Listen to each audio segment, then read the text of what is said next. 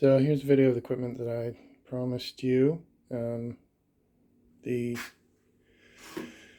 the way I got everything set up like right now, like I said on the phone, these two units are bridged, so they're worked out to 150 watts per channel continuous.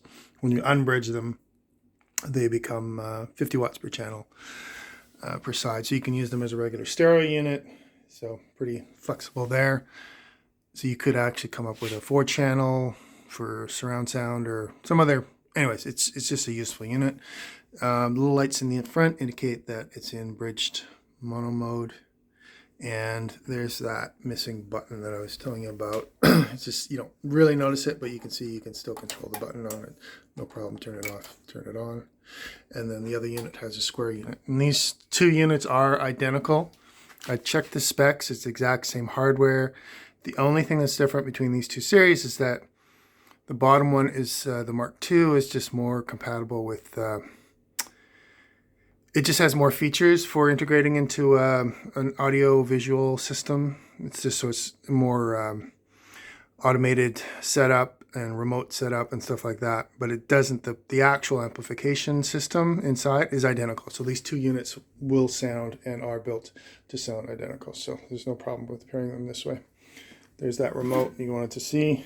So if you look as I turn the volume up and down, you'll see the motor change up and down like that, no problem.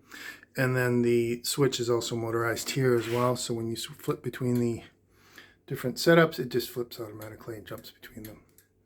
So there's no problem there. That works great. So it's nice to have the remote for sure. From the back. So, oh yeah, and I'll show you that. So that's the, I just whacked my head, fuck. So that's the missing piece on the side there. It'd be nice, you know, I've been looking around trying to find a used one of these or one that's trashed or trying to find parts and didn't have much luck, but I don't know, just didn't bother me that much. So I didn't lose any sleep over it. There are, you saw from, like I said, there's, the units themselves are good from the side and the front. The tops, there are a few sort of little scratches and marks that I've kind of touched up. But when the units are stacked like this or in a shelf, you don't notice. They look fine. From the back, sorry, there's a lot of cables going on back here. So these are, you have lots of inputs. The only thing you don't have is a phono. So if you want to hook a record player up, you have to get a phono preamp. Those are easy to get.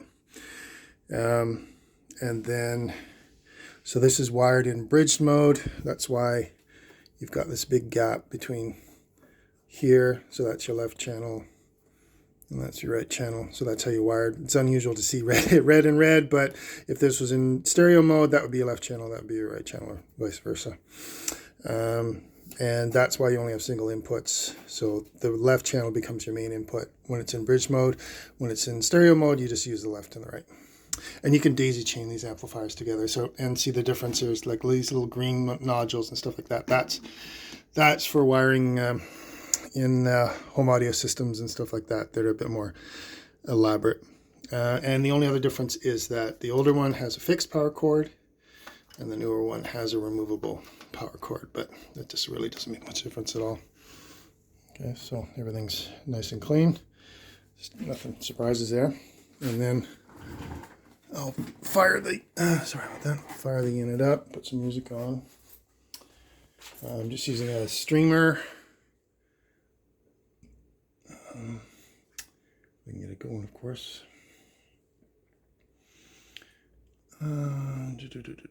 Play. Like that. And it should start playing music shortly, I hope. Turn the volume up.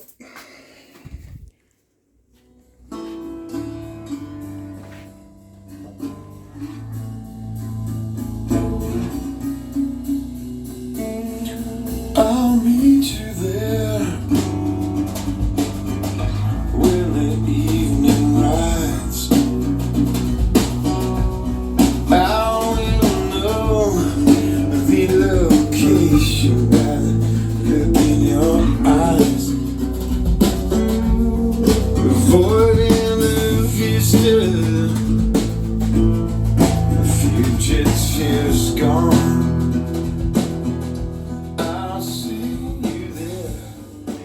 Yeah, so lots of power. It should run your server in Vegas just fine. No problem at all. So anyways, hope that video helps. I'll upload it to YouTube. Thanks.